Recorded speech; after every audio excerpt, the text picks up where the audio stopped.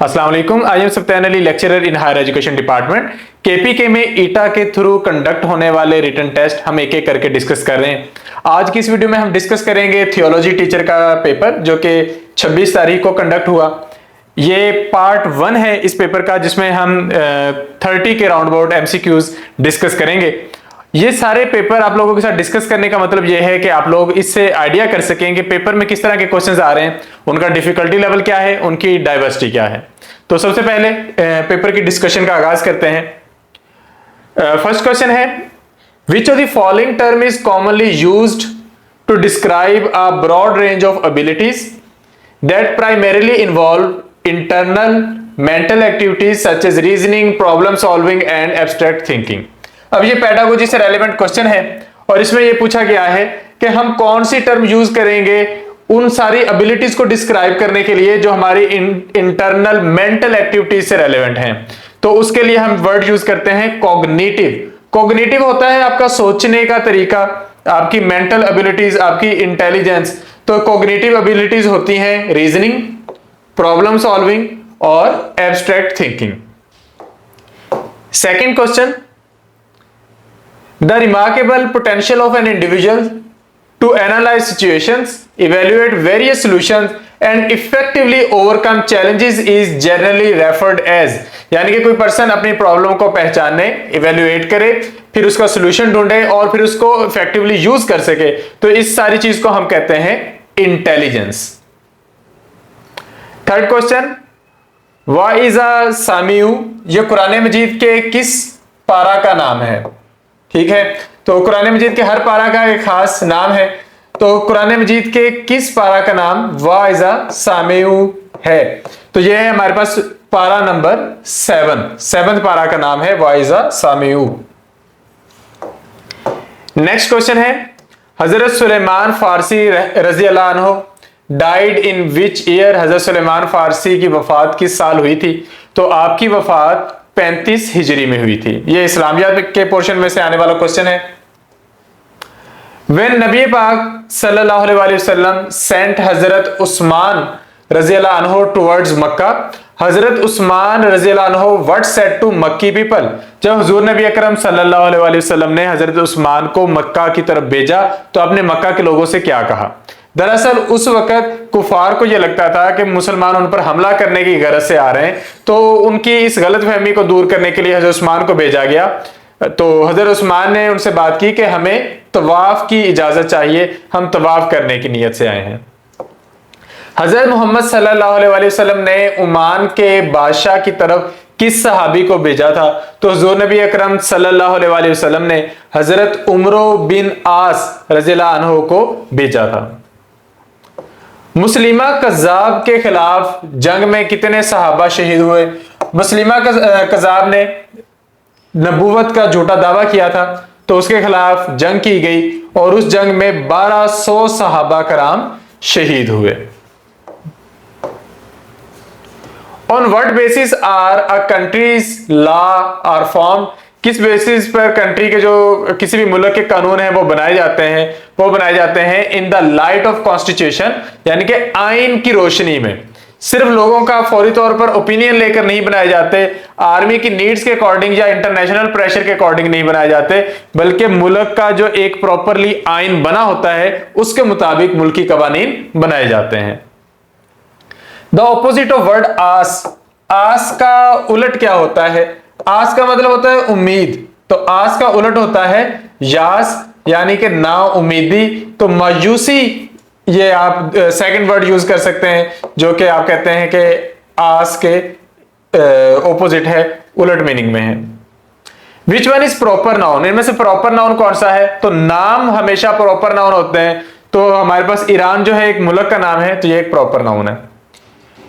वो लफ्ज, वो वर्ड जो किसी वर्ड के बाद लगते हैं, वो लफ्ज जो किसी लफ्ज के बाद लगते हैं और उसके मतलब को थोड़ा सा बदल देते हैं, उन्हें हम क्या कहते हैं? तो इनको हम कहते हैं लाहके। जो किसी लफ्ज से पहले लगे उन्हें हम कहते हैं साबके।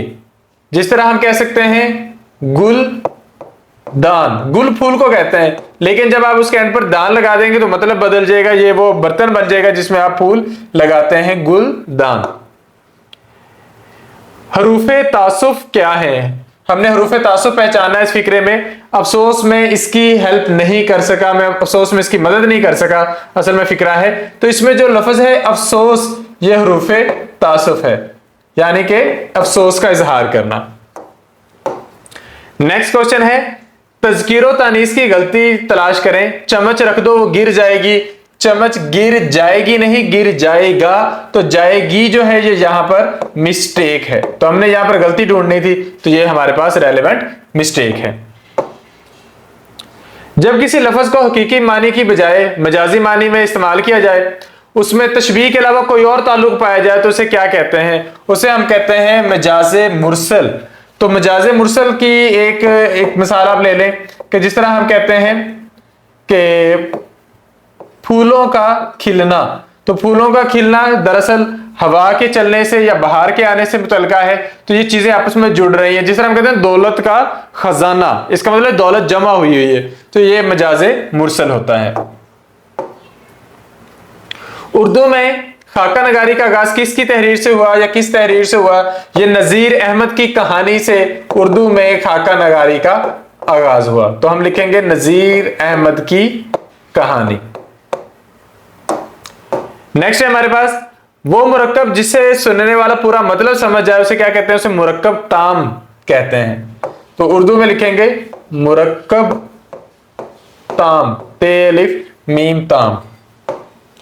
नेक्स्ट है, इसरा के मानी क्या है? इसरा के मानी है चलना या सैर करना। हजरत हसन रज़ियल्लाहु अन्हु कब पैदा हुए? हजरत हसन रज़ियल्लाहु अन्हु 15 रमजान को पैदा हुए। हजरत दादा गंज बख्श कहां पैदा हुए? हजरत दादा गंज बख्श गजनी में पैदा हुए। ला युहिब्बुल्लाह कुरान के कौन से पारा का नाम है? देखिए अब ये दो क्वेश्चन आ गए हैं कुरान मजीद के पारा के नामों से। इसका मतलब कुरान मजीद के सारे जो पाराज हैं इनके नाम आपको याद करने चाहिए। पहले था वाइजा सामियू, ये पारा नंबर 7 है। अब है ला युहिब्बुल्लाह, ये पारा नंबर 6 है। तो हमारा यहां पे आंसर होगा 6 पारा।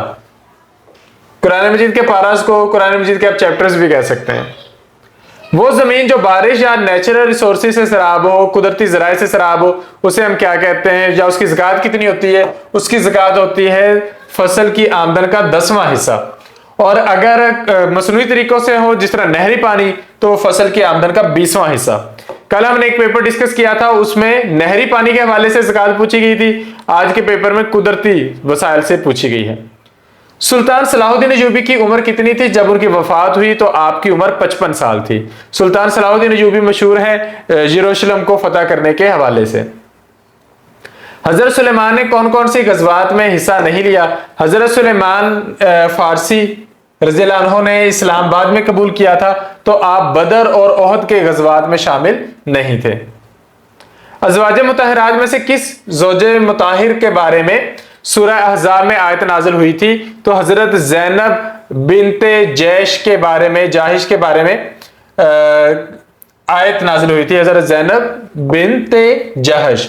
तो अल्लाह ताला ने आयत में फरमाया था कि फिर जब ज़ैद रज़ियल्लाहु अन्हु ने उनसे ताल्लुक खत्म कर लिया हजरत ज़ैनब से, तो हमने उनका निकाह तुमसे कर दिया, यानी कि हुज़ूर नबी अकरम सल्लल्लाहु अलैहि वसल्लम से कर दिया, ताकि मोमिनों पर अपने मुंह बोले बेटों की बीवियों के निकाह में कोई हर्ज ना रहे।